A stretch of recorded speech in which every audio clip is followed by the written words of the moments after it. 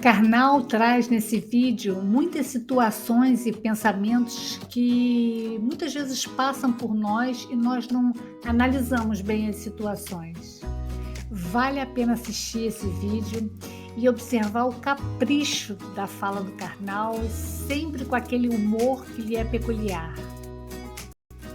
E se puder dar o seu joinha, tá? E ajudar que o YouTube mostre meu vídeo para mais pessoas, que mais pessoas sejam beneficiadas com o conteúdo dele, eu super agradeço a vocês. Bom, aproveitem bastante o vídeo, é para você. Todas as vezes que alguém olha para alguém e diz: nossa, mas como você consegue isso? Por detrás disso está o pé esquerdo, o sacrifício, as horas de trabalho, as muitas horas de trabalho que cada coisa demanda na vida. Ah, mas nasceu rico. Vocês sabem melhor do que eu, estando no mundo da economia ativa, que a garantia de dinheiro em família não dura uma geração se a pessoa for estúpida.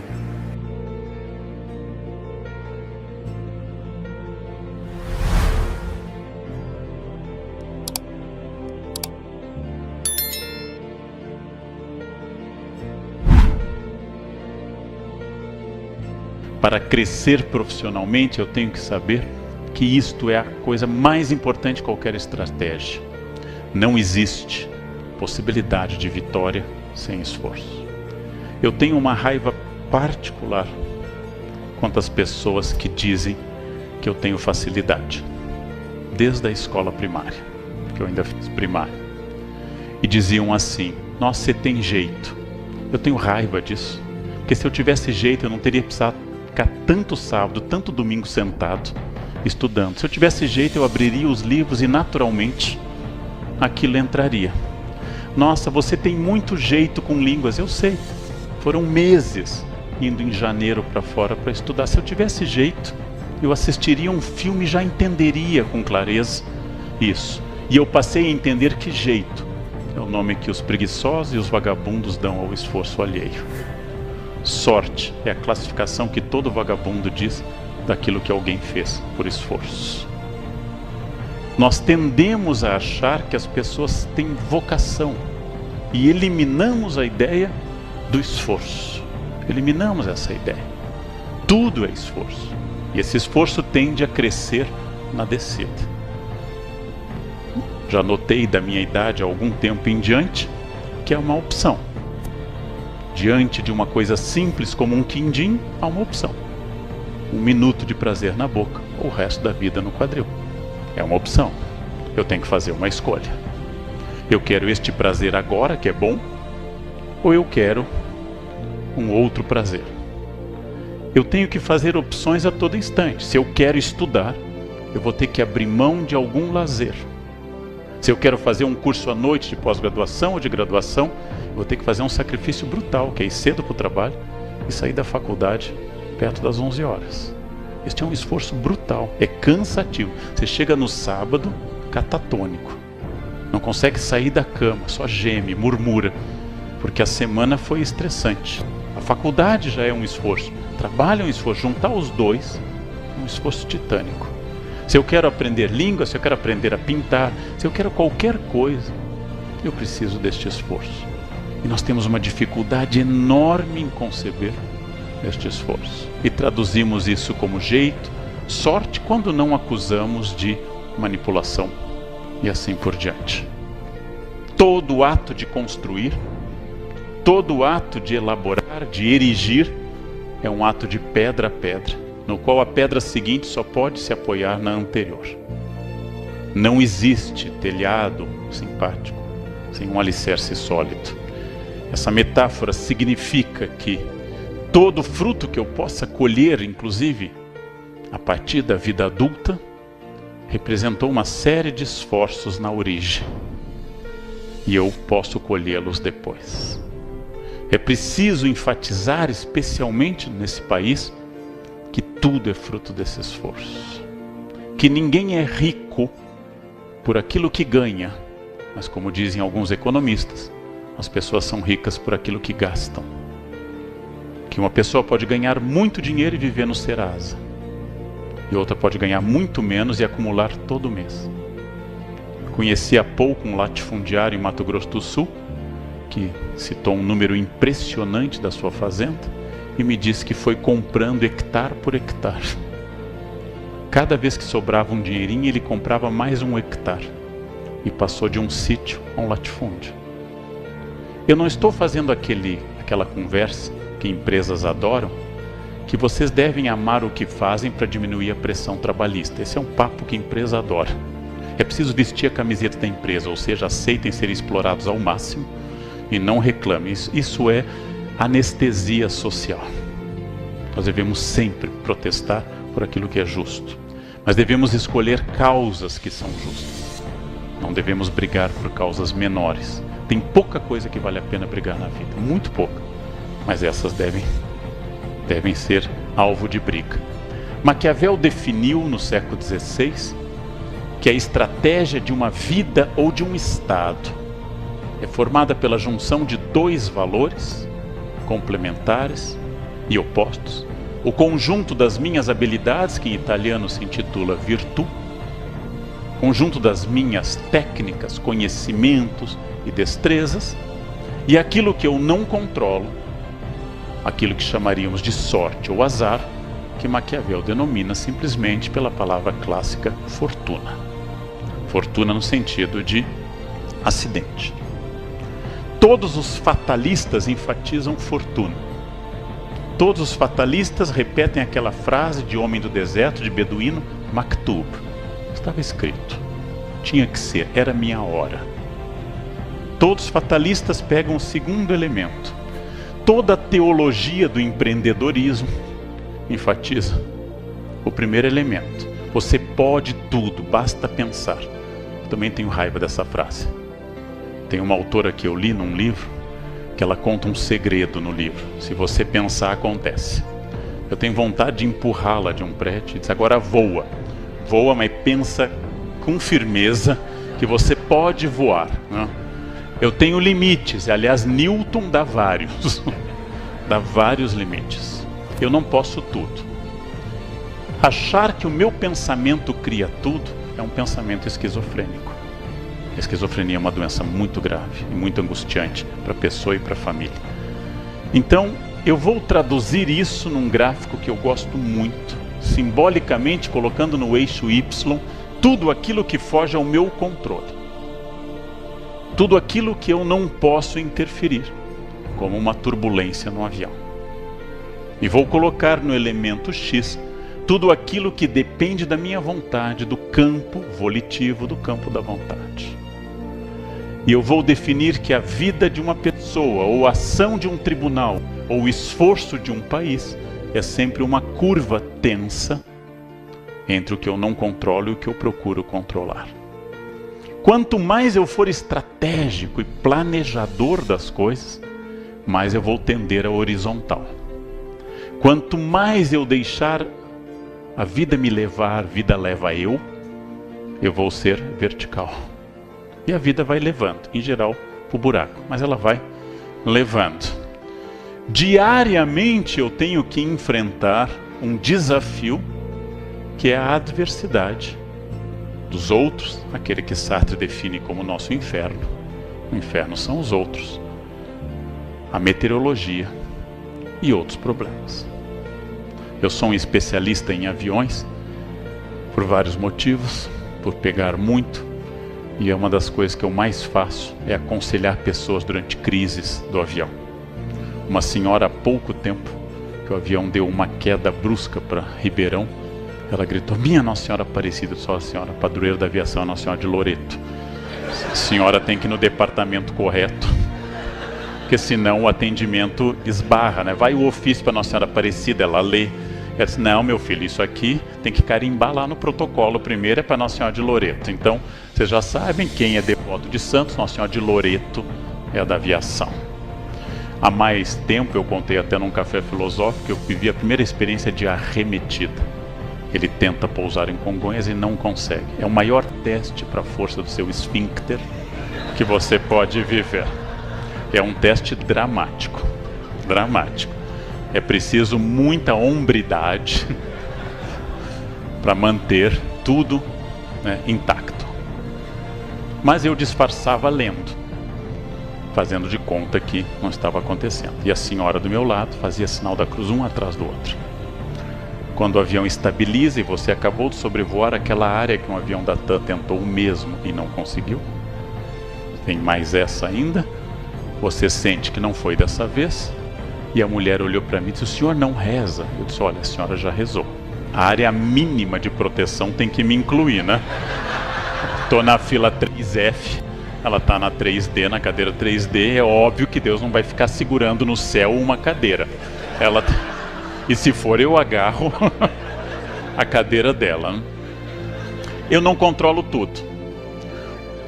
Aliás, eu controlo uma quantidade muito limitada de coisas, mas eu controlo.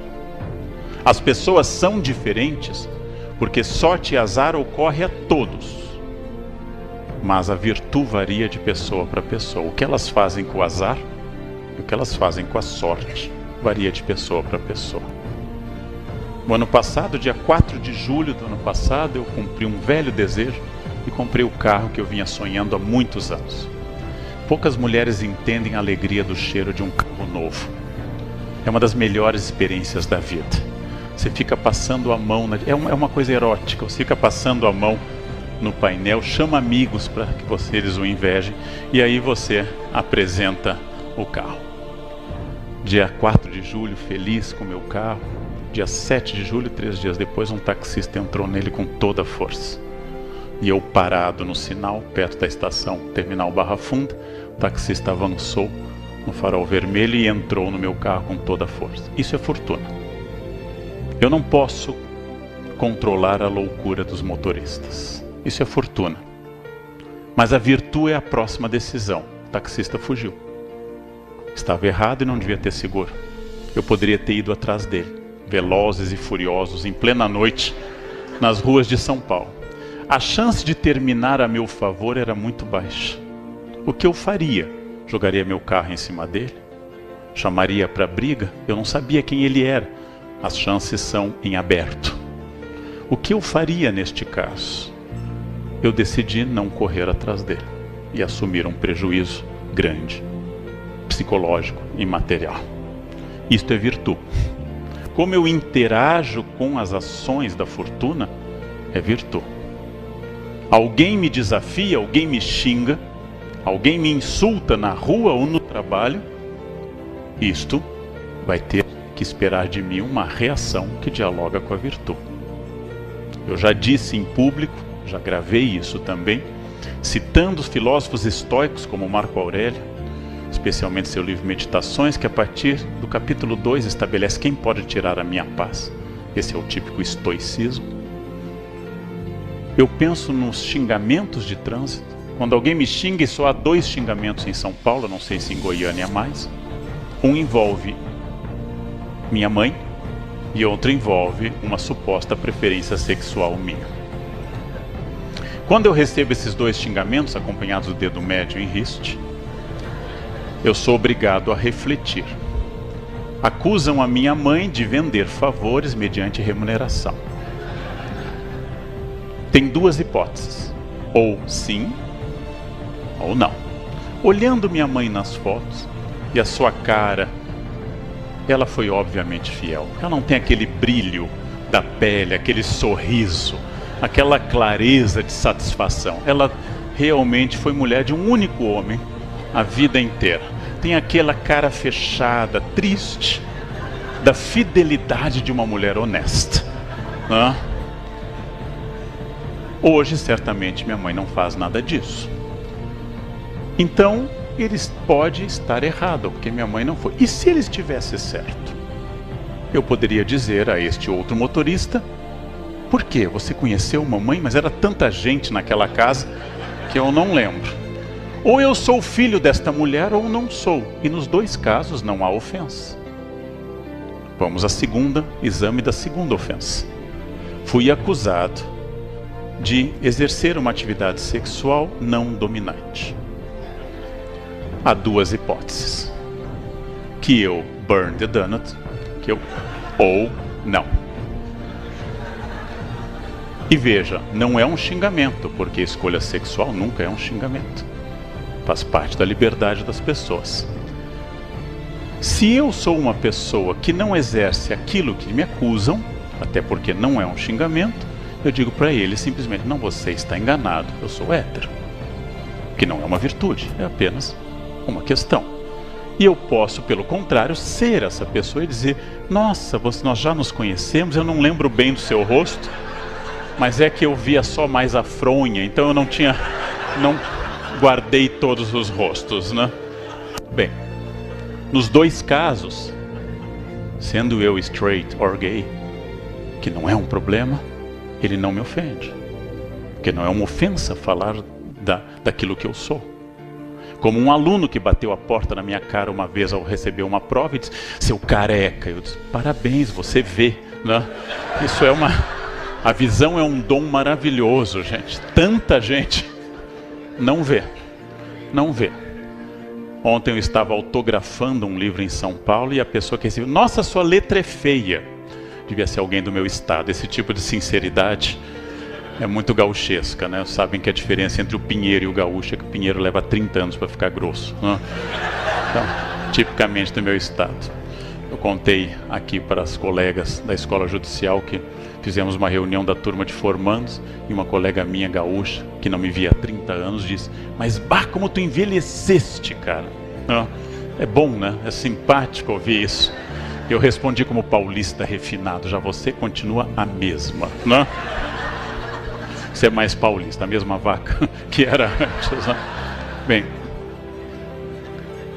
só posso me ofender numa condição estratégica: é concordar com a ofensa.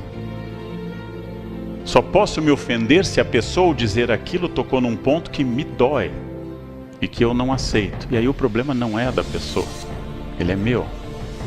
Os budistas lembram que quando eu atiro uma ofensa em alguém, é uma brasa viva que pode queimar ou não a pessoa, mas em 100% dos casos queima a mão de quem atira.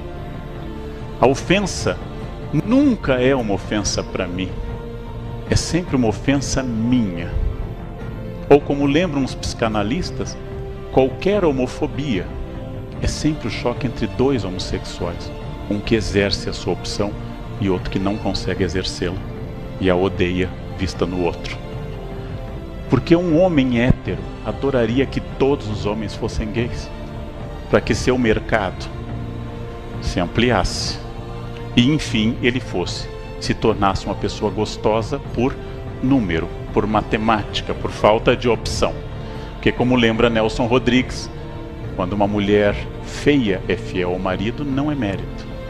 Quando ela é bonita e é fiel ao marido, é mérito, porque a primeira é a escolha dos homens e a segunda é a escolha dela mesma. Os fatos aleatórios não podem ser controlados. E acima de tudo, porque não apenas o mundo, mas eu também erramos. E erramos bastante. Sabedoria é aquilo que sucede às pessoas depois que elas erram sistematicamente. Depois de errar muito, nós atingimos a sabedoria. Às vezes pode ser uma sabedoria cínica, que é o caso do rei da soja, Olacir Moraes, que é acompanhada de uma modelo de 18 anos, ele com 70, foi questionado por uma pessoa que ele disse: o senhor não entende que ela está com o senhor por interesse? E ele tinha uma sabedoria cínica: eu sou milionário, uma de 70 anos também estaria por interesse, eu prefiro de 18. É uma sabedoria cínica, mas é uma sabedoria. É uma pessoa que sabe o que quer e quanto quer pagar por aquilo que quer. É a junção de duas necessidades.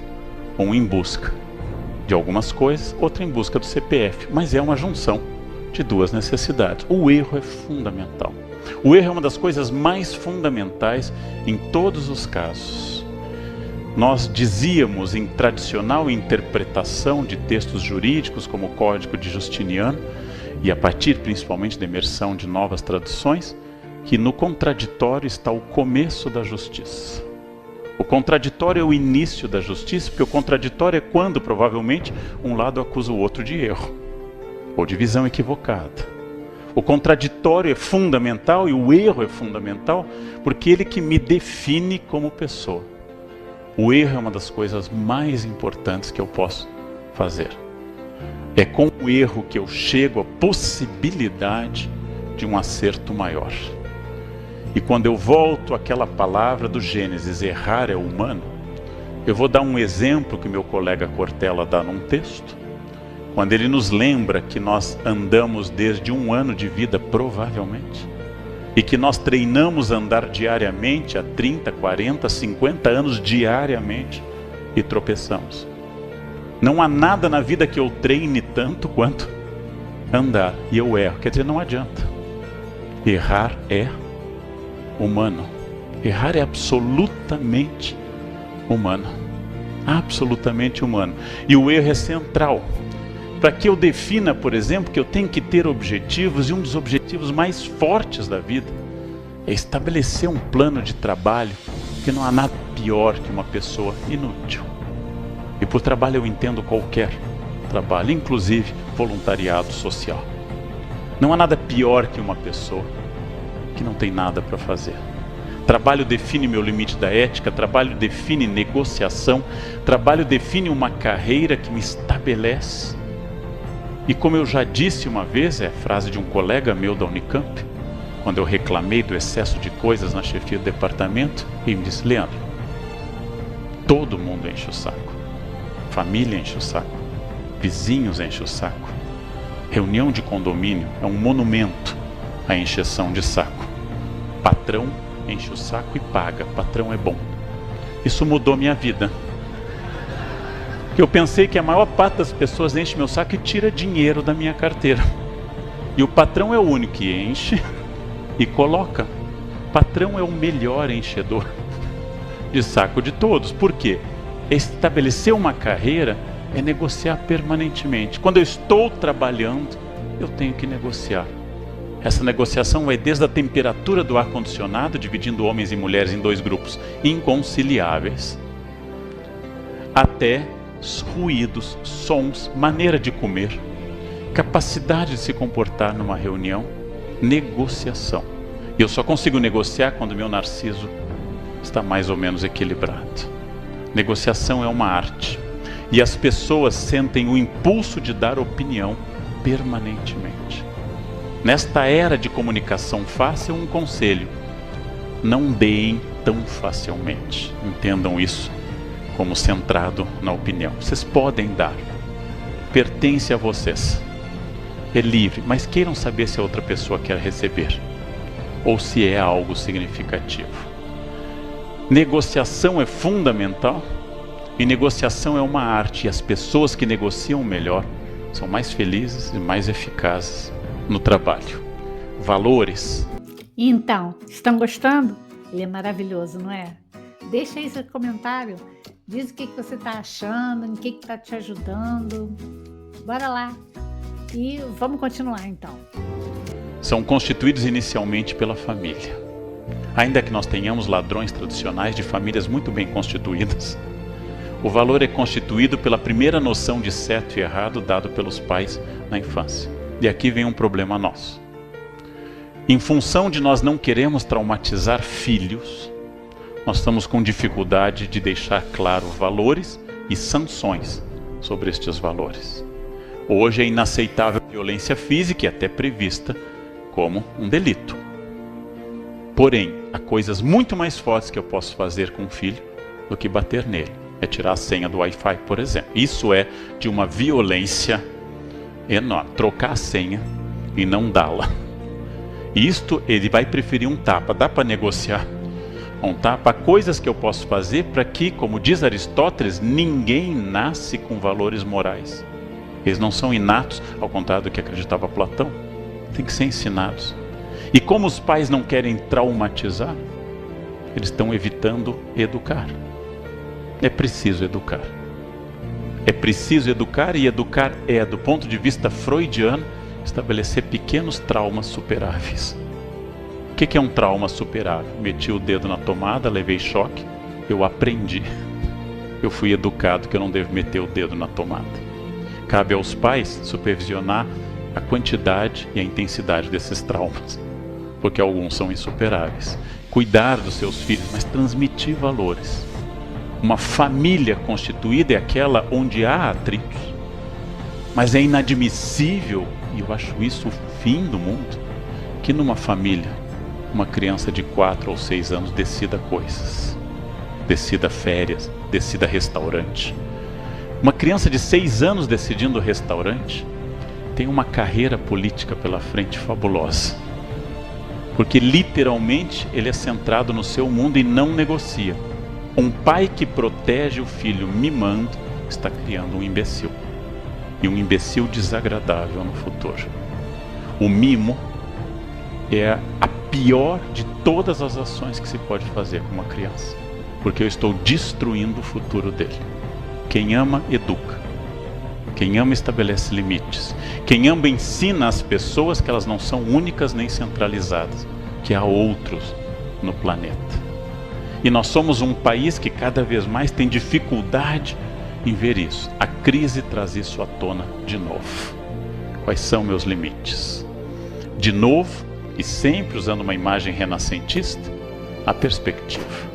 Qual é o ponto que eu vejo mais profundamente?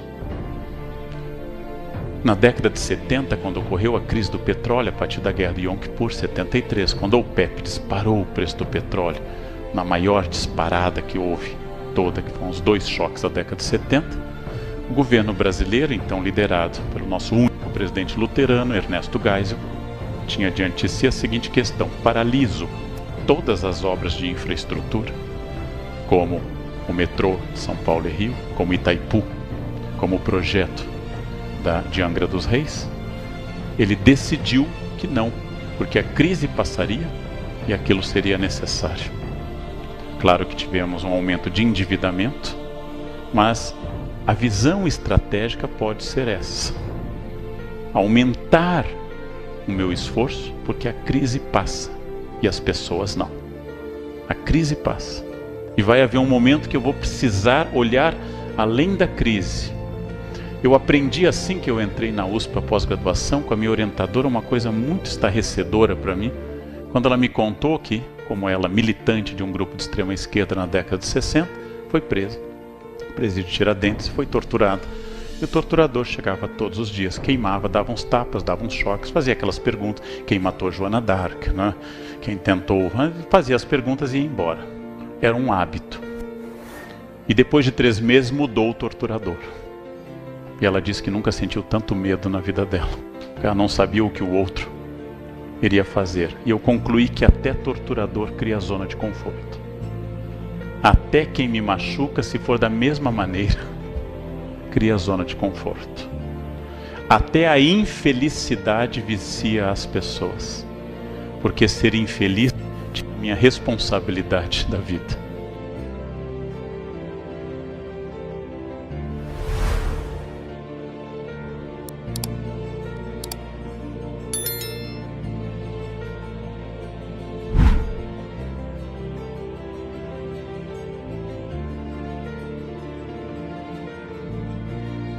O roteiro é escrito por um roteirista chamado você. Essa é a questão mais difícil de convencer as pessoas. Você quer escrever um livro? Você quer viajar? Você quer aprender uma língua? Não é fácil por igual para todas as pessoas.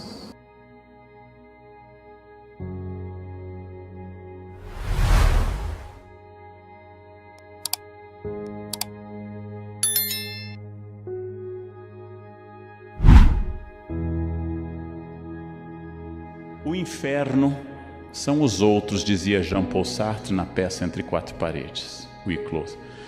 Só que a gente esquece de pensar que, se é verdade que o inferno são os outros, o paraíso também está nos outros. Isto que Gandhi disse de uma forma genial: eu devo ser a transformação que eu quero ver no mundo, ou como diz o Greenpeace, agir localmente e pensar globalmente, é a grande transformação ética. Eu não estou preocupado se os americanos reciclam lixo. Eu vou reciclar. Eu não estou preocupado se meu vizinho do apartamento de cima toma banhos demorados. Nós estamos vivendo uma crise hídrica. Eu não vou tomar banho demorado. Ou seja, eu serei a transformação que eu quero ver no mundo. E eu vou parar de esperar que o mundo se transforme para me aceitar. Esta é uma fórmula ética fabulosa do grande Gandhi. que quando perguntaram pouco antes do seu assassinato, janeiro de 1948, quando perguntaram o que ele queria deixar de mensagem, ele disse de forma bonita: a minha vida é minha mensagem. Eu sou aquilo que eu disse que eu queria fazer. Uma vida sem ética deve ser evitada, não porque, como dizem os moralistas, o que não é um problema pensar assim, porque Deus me vê, mas porque ela dá muito trabalho não ter ética. Eu tenho um amigo que trai a esposa e me disse que ele tem que ter um cuidado com o WhatsApp, porque aquilo vai para a nuvem chove em algum lugar e tem que apagar, e dá memória RAM, tem que ter um domínio de hacker para poder eliminar, porque uma mensagem no WhatsApp é que nem herpes, ela volta, você não sabe, ela reaparece. Este mesmo amigo me disse que quando vai a motel, leva mexerica, porque tem o cheiro do sabonete do motel, tem outro, então a mexerica tira tudo. Então ele tem que comprar a mexerica antes de ir para o motel. E eu fiz a seguinte pergunta: não dá mais fácil ser fiel do que comprar mexerica, ficar mexendo no WhatsApp, né? Ou casar com a amante, que é para acabar com o sexo, que a única coisa que acaba com o sexo é o casamento. Então a vida sem ética, gente, ela dá muito trabalho. É preciso ter uma memória enorme. Quando um guarda me para no trânsito, que é escasso, porque disse um aluno meu que eles só param gente jovem, mas quando um guarda me para no trânsito, eu desço tranquilo, os documentos estão em ordem. Inclusive eu guardei o extintor de incêndio, vá que ele volte. Eu tenho ainda o meu kit de primeiros socorros, nunca sei quando ele vai voltar. Eu desço tranquilo para ter em contato com o guarda, porque meu carro está em ordem, meus documentos estão em ordem, eu sou obcecado com a data de validade da carteira de motorista e assim por diante. Dá menos trabalho ir ao poupa-tempo da Lapa, que é maravilhoso no meu caso, que moro na Zona Oeste, dá menos trabalho do que ficar fugindo de blitz e indo para lá. Não, hoje eu escapei. Vai no poupa-tempo e faz a sua carteira, animal. É fácil. Mas as pessoas ficam dando uma coisa enorme, que é aquilo que eu digo para aluno colador: levou horas escrevendo aquela cola, dava para ter estudado. A junção da tradição moral que formou o Ocidente com a reflexão ética sugerida pela filosofia, que forma o caráter bom ou mau das pessoas, torna aquilo que o Luc Ferry num livro chama de vida válida. Bauman, ainda utilizando seu conceito anterior a 1985, chama de ética pós-moderna. Este pequeno livro que a editora Paulus traduziu faz essa reflexão importante. Como ser ético num mundo onde hoje ser ético é igual a ser babaca?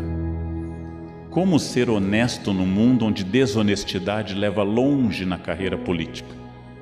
Como defender valores neste mundo? O Bauman responde algumas dessas questões que eu recomendo aos senhores. É este cruzamento que agora, encaminhando a uma reflexão que pode não parecer, mas é uma das coisas mais difíceis deste planeta. É a ideia socrática, que eu conhece a ti mesmo. A maior parte das pessoas não tem a menor ideia de quem seja. Tem de si uma ideia completamente acima ou abaixo do que são. Conhece a ti mesmo, ou usando um pleonasmo comum dos livros, conhece-te a ti mesmo, como se eu podia conhecer-te a outra pessoa, mas conhece a ti mesmo, saiba quem você é e seu limite. Essa é uma chave profissional e pessoal. Todos os meus alunos, orientandos, amigos, familiares, eu tenho a sensação, e eles devem ter a mesma comigo, que a gente fala da gente como se fosse uma personagem, que não é aquela pessoa. Conhece a ti mesmo, olha com clareza no espelho e veja quem é você. Quais são seus limites físicos, financeiros, afetivos? Quais são seus desejos? Conhece a ti mesmo. Freud morreu em 39 em Londres, fugiu de Viena em 38. Freud morreu fazendo essa pergunta. Pouco antes do câncer consumir sua vida, Freud pergunta: por que as pessoas buscam a infelicidade? E quando a infelicidade chega, elas se surpreendem, como se fosse um acidente. A pessoa vai no lugar que ela não quer, almoço em família. Se submete à companhia quem ela não quer, sogra, nora, cunhado, genro. Se irrita e volta no fim do domingo, ai que saco, eu não sei porque eu estou assim. É óbvio, é óbvio. Bom, você está se forçando a fazer uma coisa que não quer, e isto vai ter um peso. Eu posso me forçar a fazer o que eu não quero e ser feliz? Pode, muita gente faz isso com os filhos, se força a fazer o que não quer e é feliz. Mas você tem que saber se você tem essa habilidade. Conhece a ti mesmo, primeiro passo, conhece a ti mesmo. Esta é uma questão importantíssima. Saber quem de fato sou eu, quais são meus limites, quais são meus desejos, o que eu realmente quero. O que eu realmente quero. Eu tenho pistas para isso. A inveja é a pista mais forte. Inveja não é vontade de ter o que o outro tem, isso é cobiça. Quando a pessoa me diz inveja branca, isso é só racismo, gente. Não existe inveja branca, não, que é boa por ser branca. Isso é só racismo brasileiro. A inveja nunca é positiva. A cobiça pode ser positiva. Eu cobiço o seu inglês, então eu vou estudar tanto quanto eu tenho um bom inglês. Ela pode ser um elemento, mas a inveja não é isso. A inveja não é eu querer ter o que você tem. A inveja é eu ter raiva da felicidade que você tem por ter aquilo. Isso é inveja. Inveja é a tristeza pela felicidade alheia. A inveja é um excelente elemento para eu me conhecer. Chega alguém e me diz, comprei um carro, bom. E eu disse, que bom. Nossa, que você seja muito feliz com este carro. Ou seja, a inveja vai me dar uma pista do que eu quero. E aí vem uma pergunta óbvia. Se meu objetivo é aquele carro, por que eu não vou atrás desse objetivo? E se não é, por que eu fiquei assim, mordido com isso? São pistas para eu me conhecer. Adiante, outra pista importante. O que eu realmente desejo? Realmente desejo. Eu digo isso para meus alunos jovens. Os homens em particular ficam envolvidos e pensando que o que eles realmente desejam são atividades sexuais múltiplas, com muitas parceiras. Depois, com o tempo, eles vão percebendo que a cama é o melhor lugar. Uma pessoa dá mais foco, você é mais direto ao assunto. Leva um tempo para você tirar a ideia da suruba do seu universo. E finalmente você percebe que o melhor sexo da sua vida não foi com 5 ou 6. Não, se o seu CPF for forte, não foi com 5 ou 6, mas foi com uma, ou com um, se você preferir. Ou seja, que os melhores momentos da sua vida não foram com gastos, não foram com investimentos altos, foram com coisas simples, muito simples. O que eu realmente desejo? Eu realmente desejo aquilo que me dizem para desejar? Quando eu entrevisto gente que vai ser monitor na Casa Saber, eu pergunto, o que você está lendo? Todos estão lendo Machado. Todos estão lendo livros. Aí eu começo a perguntar dos livros. Nós vamos chegar mais a Paulo Coelho que a Machado. Porque as pessoas acham que devem ler Machado de Assis. Mas elas mal entendem Paul Rabbit, Paulo Coelho. Ou seja, mal elas chegam naquele ponto. Então, o que realmente você deseja? O que realmente você deseja? Você gosta de axé, gente? Cai de boca. Cai de boca. Você acha a banda Calypso a melhor coisa já acontecido na música? Estranho, mas vá adiante nisso, né?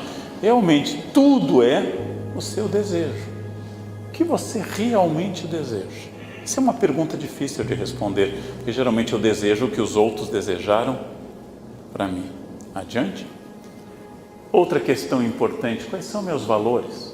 Eu quero trabalhar tanto, que eu tenha tanto dinheiro, mas não tenha tempo para a família? É uma opção de vida, se o dinheiro for um valor. Não, eu quero trabalhar meio período e ficar com a minha família? Perfeito. No primeiro caso eu vou ter mais dinheiro e nenhum contato com a família. No segundo eu vou ter mais contato e quase nenhum dinheiro para a família. Eu vou querer meio a meio, quase nunca dá, mas é uma possibilidade. Sempre o que eu desejo tem a ver com valores. Qual é o meu valor? Eu realmente gosto de acordar cedo? Eu gosto. Acordo às 4 horas todos os dias. Não é um sacrifício. Eu adoro acordar cedo. Logo eu estou apto a ser camponês. Eu posso plantar. Não, camponeses acordam cedo. Eu não poderia ser porteiro noturno. Eu gosto de dormir cedo e acordar. Um amigo me dizia que eu dormia com as galinhas. Eu disse, não, quem dorme com as galinhas é você. Eu durmo no horário delas. Os valores são fundamentais para isso. Adiante. E a outra questão, além de valores, é o conhecimento de novo do que eu quero. A estátua do Rodin, Il Penseur, o pensador, mas o que de fato eu quero? Eu suspeito, e vou lançar isso para vocês como um desafio, que todos sabemos o que queremos. Por exemplo, devo investir mais nesse namoro ou nesse casamento, ou isso é bananeira que já deu caixa?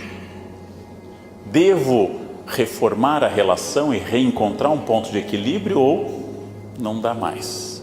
Todos que estão aqui nesse auditório têm alguém, ou até que acham que tem alguém, todas essas pessoas sabem essa resposta. Se eu devo investir, corrigir, aprofundar para melhorar, ou se eu devo dizer que é investimento perdido. Só que nós temos medo dessa resposta. Eu disse isso uma vez numa palestra, depois na semana seguinte o fotógrafo me procurou da palestra e disse: professor, larguei minha esposa graças ao que o senhor aconselhou. Não é isso, não é isso que eu estou fazendo, gente. Se for, larguem, se for, larguem. Mas o que eu estou dizendo, você tem essa resposta. Essa de fato é o emprego que eu quero? Esse é o emprego que eu quero mesmo, ou estou aqui por inércia? Adiante, conhecimento de si e a consciência do indivíduo como ser histórico. Talvez seja a questão mais difícil para que as pessoas se convençam. O que acontece na minha vida tem a ver com a minha assinatura neste processo. Eu não aguento gente me dizendo: o que você engordou? Tireoide. Todo mundo tem tireoide. Ossos pesados, metabolismo lento. Não sei, eu comi uma alface, ganhei 7 quilos. Sempre mentira, sempre mentira. Por que você não aprendeu inglês? Eu não tenho jeito, eu vou dizer o jeito. Quando as pessoas me perguntam: como é que você consegue ler tanto? É fácil, mas é um segredo que eu não conto para todo mundo. Eu sento na cadeira e estudo. É um segredo muito raro, eu não passo para todo mundo, né? Nossa, mas você tem jeito. O jeito era sentar sábado à tarde e decorar verbo irregular em inglês. Esse era o jeito, que eu tinha, o jeito para línguas que eu tinha. Consciência de que eu sou um ser histórico. Quanto eu ganho, com quem eu estou, quanto eu sei, o meu corpo dentro dos limites do humano, é uma decisão minha. A minha felicidade é uma decisão minha.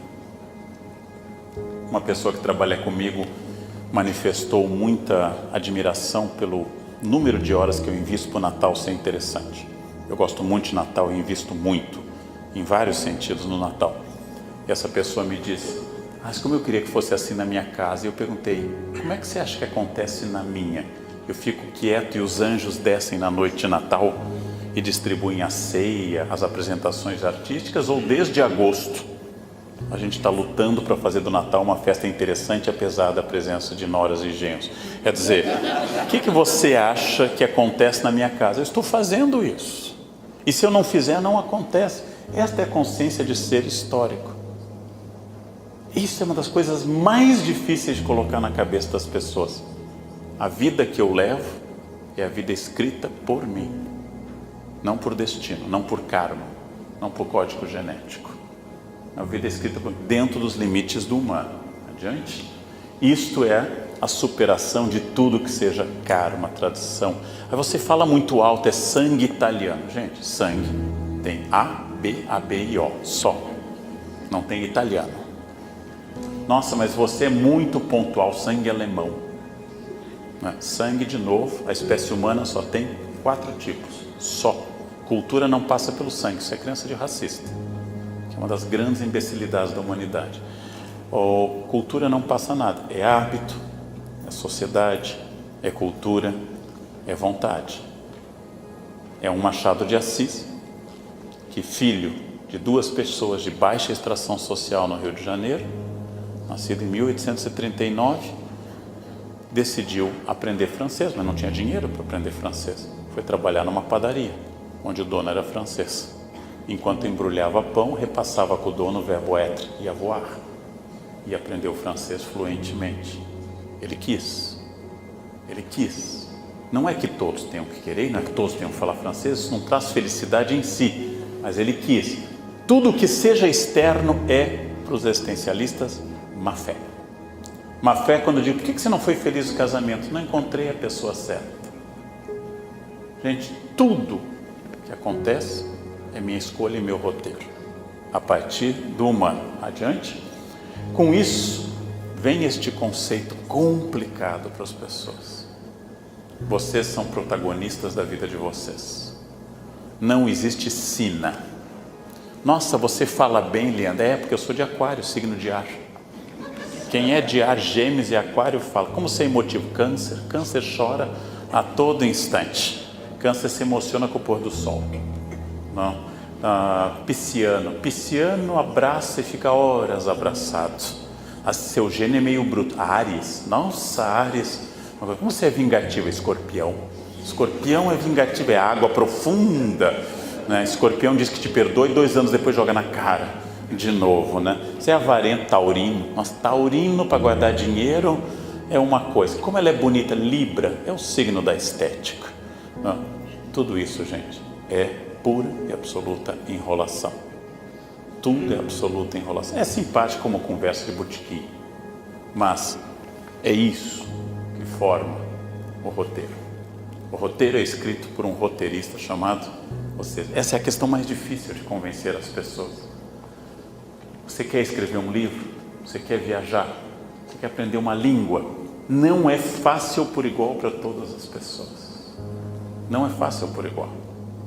Um belga pega uma bicicleta e sai do país e vai aprender uma língua 20 quilômetros da casa dele. Outros ficam a vida inteira. Mas é possível. Se você quer estabelecer como meta, não que isso seja necessário. Adiante. Quando todos dizem isso, eu tenho que ser o louco da corte, porque o louco da corte vai dizer no final que ele é o único que tem alguma luz de raciocínio e alguma luz de felicidade, mesmo morrendo. E é por isso que seu amigo diz ao final o melhor elogio diante do cadáver e um pouco antes da entrada do rei que restaurará a ordem na corte. Diz: bons sonhos, doce príncipe. Se tivesseis reinado, seríeis um grande rei. Hamlet não reinou, porque Hamlet chegou a um ponto tão grande de consciência e de sabedoria que Hamlet não precisou pegar a coroa para ser príncipe e senhor da sua vida. Hamlet foi o primeiro homem livre, autônomo, como diz Bloom, o primeiro homem moderno. E ele nos desafia permanentemente. Eu tive que matar toda a corte e morrer para chegar a isso. Que preço? Cada um de nós, eu em primeiro lugar, e todos vocês estão dispostos a pagar pela consciência de se tornar quem você é. Hamlet pagou um preço altíssimo. É um risco e um desafio. E um risco tão grande que é compreensível porque a maioria não queira dar este passo. Porque ser normal neste mundo é ser louco.